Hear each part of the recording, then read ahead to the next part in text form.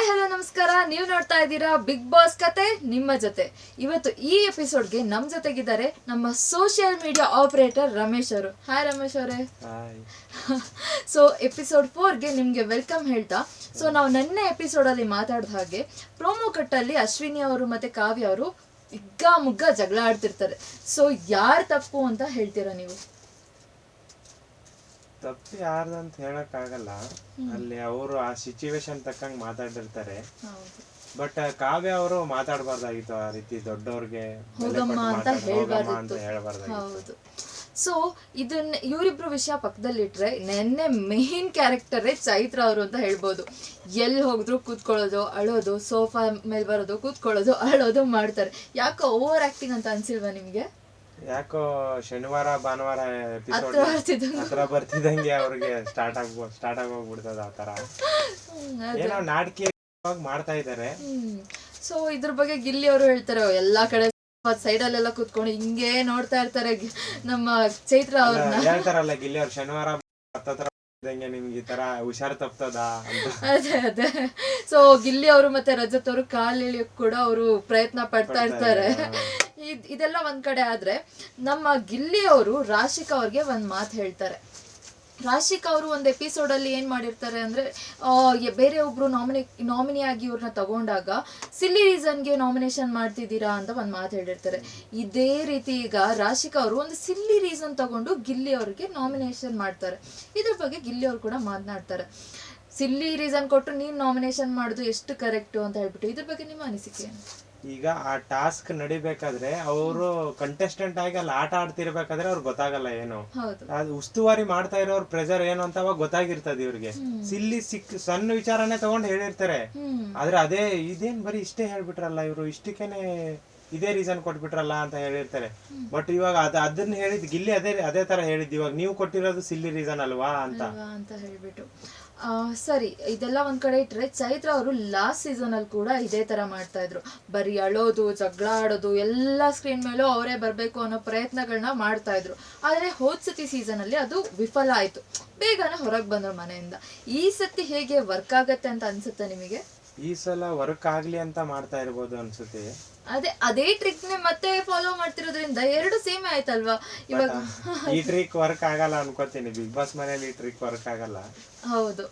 ಅದ್ರ ಜೊತೆಗೆ ನಮ್ಮ ರಜತ್ ಅವರು ಸೈಲೆಂಟ್ ಆಗ್ಬಿಟ್ರ ಅನ್ನೋದು ಕೂಡ ಒಂದು ಪ್ರಶ್ನೆ ಇದೆ. ಹೋದ್ ಸೀಸನ್ ಅಲ್ಲಿ ಅಷ್ಟು ಹಾರಾಡ್ಕೊಂಡು ಯಾರೇ ಜಗಳ ಆಡಿದ್ರು ತಗ್ಗು ಅಂತ ಕೊಡ್ತಿದ್ದರು. ಈ ಸೀಸನ್ ಅಲ್ಲಿ ಯಾಕೋ ಒಂದ್ ಮೂಲೆ ಗುಂಪು ಆಗ್ಬಿಟ್ರೇನೋ, ಎಲ್ಲೋ ಎಲ್ರು ಯಾರ್ದಾರ ಜೊತೆ ಗಿಲ್ಲಿ ಜೊತೆಗೋ ಅಲ್ಲೋ ಕಾಣಿಸ್ಕೋತಿದ್ದಾರೆ ಅಂತ ಅನ್ಸ್ತಿಲ್ವಾ ನಿಮಗೆ? ಗಿಲ್ಲಿ ಮೊದ್ಲು ಆಗಲ್ಲ ಅಂತ ಸ್ಟಾರ್ಟ್ ಮಾಡ್ಬೇಕಾದ್ರೆ ಇವಾಗ ಗಿಲ್ಲಿ ಜೊತೆನೆ ಇದಾರೆ. ಗಿಲ್ಲಿ ಜೊತೆ ಇದ್ರೆ ಅವ್ರಿಗೇನೋ ಲಾಭ ಇರ್ಬೋದು ಅಂತಾನೇನೋ ಇದಾರೋ, ಅಥವಾ ಗಿಲ್ಲಿ ಕೊನೆ ತನಕ ಹೋಗ್ತಾನೆ ಅವನ ಜೊತೆ ನಾನು ಹೋಗ್ಬೋದು ಅಂತ ಇದಾರೋ ಅಂತ ಗೊತ್ತಿಲ್ಲ. ಒಟ್ನಲ್ಲಿ ಸೈಲೆಂಟ್ ಆಗಿದ್ದಾರೆ ಸ್ವಲ್ಪ. ಸ್ಟಾರ್ಟಿಂಗ್ ಅಲ್ಲೇ ರೆಸಾರ್ಟ್ ಟಾಸ್ಕ್ ಬಂದಾಗ್ಲೇನೆ ಗಿಲ್ಲಿ ಆಗ್ ಬರ್ತಿರ್ಲಿಲ್ಲ ಯಾರಿಗೆ, ರಜತ್ ಅವ್ರಿಗೆ. ಅವ್ರಿಗೆ ತುಂಬಾ ಕಾಟ ಕೊಡ್ತಾ ಇದ್ದ, ಅವ್ರು ಹೇಳಿದ ಮಾತು ಕೇಳ್ತಾ ಇರ್ಲಿಲ್ಲ.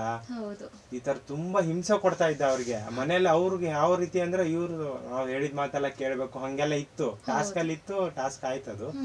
ಬಟ್ ಅದಾದ್ಮೇಲೆ ರಜತ್ ಅವರು ನೀವು ನೋಡ್ಕೊಳಕ್ ಆಗಲ್ವಾ ಅಂತ ಎಲ್ರಿಗೂ ಹೇಳ್ತಾ ಇದ್ರು ಅವರೇನೆ, ಬಿಗ್ ಬಾಸ್ ಮನೇಲಿ ಇರೋರ್ಗೆ. ನಾನ್ ಇದ್ದಿದ್ರೆ ಹಂಗಿರ್ತಿದ್ದೆ, ಸ್ಟ್ರಿಕ್ಟ್ ಮಾಡ್ತಿದ್ದೆ, ನಿಮ್ಮೆಲ್ರಿಗೂ ಇವ್ನ ಒಬ್ಬನ್ ನೋಡ್ಕೊಳಕ್ ಆಗ್ತಿಲ್ವಾ ಅಂತ ಎಲ್ಲ ಮಾತಾಡಿದ್ರು. ಅದಾದ್ಮೇಲೆ ಇವ್ರು ಕಂಟೆಸ್ಟೆಂಟ್ ಆಗಿ ಯಾವಾಗ ಆಡಕ್ ಸ್ಟಾರ್ಟ್ ಮಾಡ್ತಾರೆ ಅವಾಗಿಂದ ಇವ್ರು ಅವ್ರ ಜೊತೆ ಸೇರ್ಕೊಂಡ್ಬಿಟ್ರು. ಇನ್ನ ಜಾಸ್ತಿ ಮಾಡ್ತಾ ಇದಾರೆ ಇಬ್ರು ಸೇರಿ. ಇಬ್ರು ಒಂದ್ ಪಾರ್ಟಿ ಆಗ್ಬಿಟ್ಟಿದ್ದಾರೆ ಅಂತ ಅನ್ಸ್ತಿದೆ. ಇದೆಲ್ಲ ಒಂದ್ ಕಡೆ ಇಟ್ರೆ ನಮ್ಮ ರಕ್ಷಿತಾ ಅವ್ರಿಗೆ ಮತ್ತೆ ಧ್ರುವಂತ್ ಅವ್ರ ಬಗ್ಗೆ ನಮ್ ಟ್ರೋಲರ್ಸ್ ಎಲ್ಲ ಬೆಳಿಗ್ಗೆಯಿಂದ ಟ್ರೋಲ್ ಮಾಡ್ತಾ ಇದ್ದಾರೆ. ಅದೊಂದು ಡ್ಯಾನ್ಸ್ ಕ್ಲಿಪ್ ಅಂತೂ ಎಲ್ಲ ಕಡೆ ವೈರಲ್ ಆಗ್ತಿದೆ.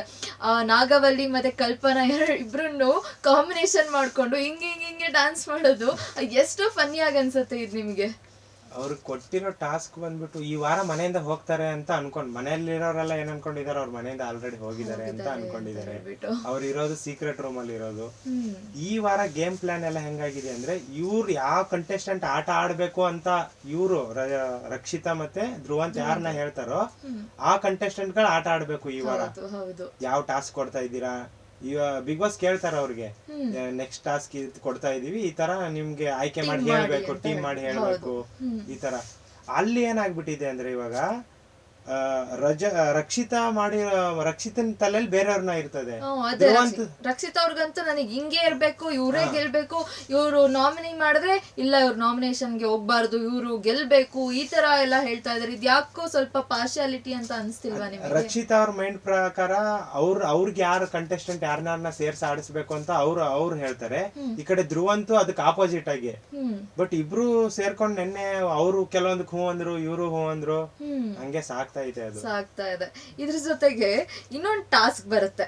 ಅದ್ರಲ್ಲಿ ರಘು ಅವರು, ಸೂರಜ್ ಅವರು, ಗಿಲ್ಲಿ ಅವರು ಒಂದ್ ಟೀಮ್ ಆಗ್ತಾರೆ. ಆಮೇಲೆ ಧನುಷ್ ಅವರು, ಮಾಲು ಅವರು, ರಜತ್ ಅವರು ಒಂದ್ ಟೀಮ್ ಆಗ್ತಾರೆ. ಗೆಲ್ತಾರಪ್ಪ ನಮ್ಮ ರಘು ಟೀಮ್ ಅವರು.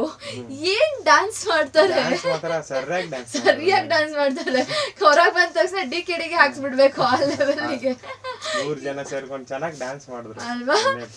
ಪ್ರತಿದಿನ ಬೆಳಿಗ್ಗೆ ಬಿಗ್ ಬಾಸ್ ಡ್ಯಾನ್ಸ್ ಮಾಡಿಸ್ತಾರೆ. ಆದ್ರೆ ಗೆದ್ದಾಗ ಮಾಡಿ ಡ್ಯಾನ್ಸ್ ಬೇರೆ ಅವರೆಲ್ಲ.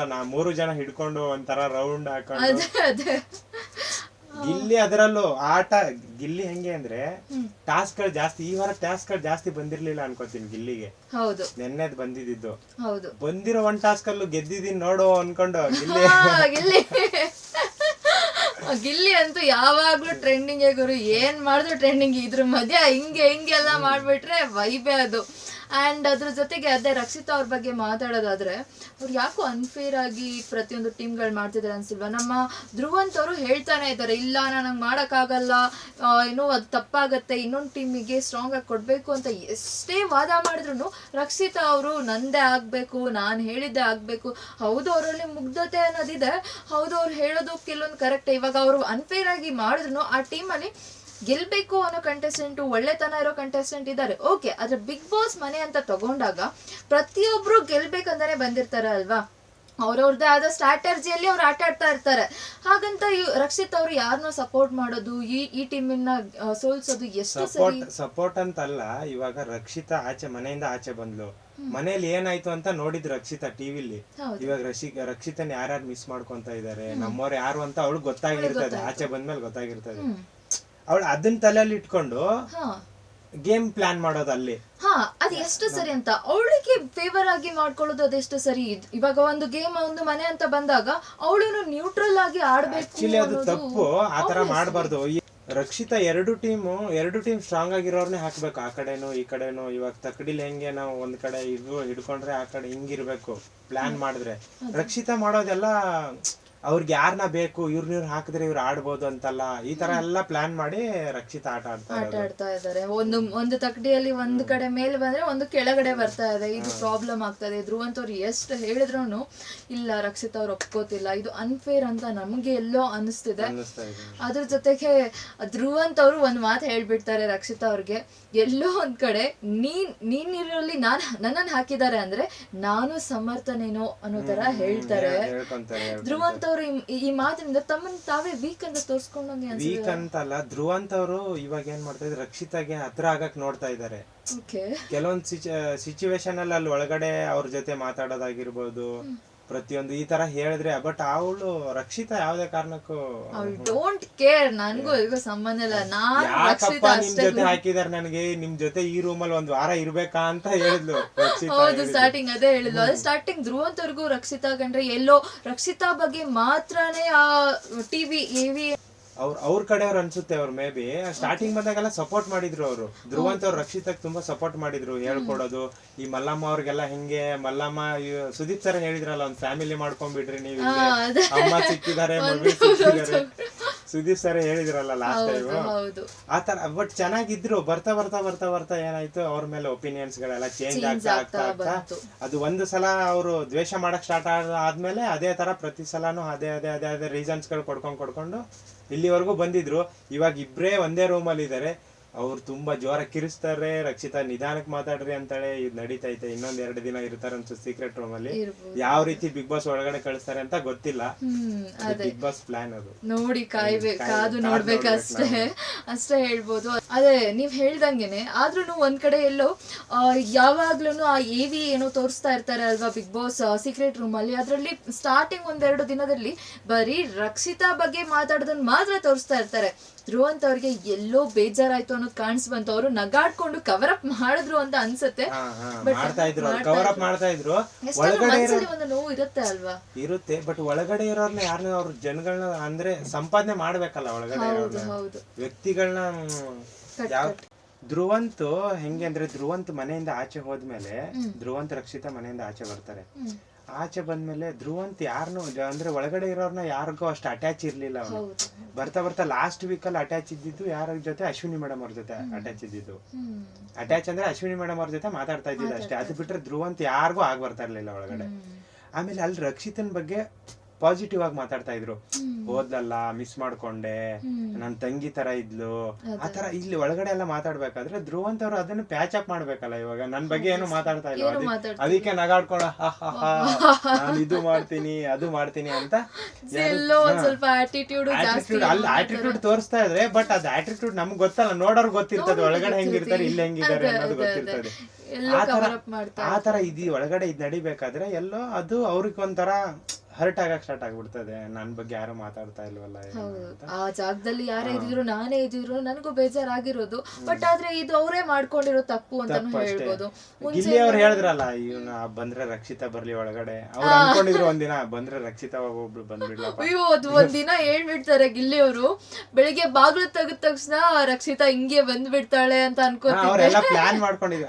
ಅವ್ರಿಗೂ ಗೊತ್ತಿ ಸಡನ್ ಆಗಿ ಇಬ್ಬರನ್ನ ಕಳಿಸಿದಾರೆ ಅಂದ್ರೆ ಅವ್ರಿಗೂ ಒಂದು ಡೌಟ್ ಇತ್ತು 2 ದಿನದವರೆಗೂ. ಹೋಗಿರಲ್ಲ ಇವ್ರು ಇರ್ತಾರೆ ಅನ್ನೋದು.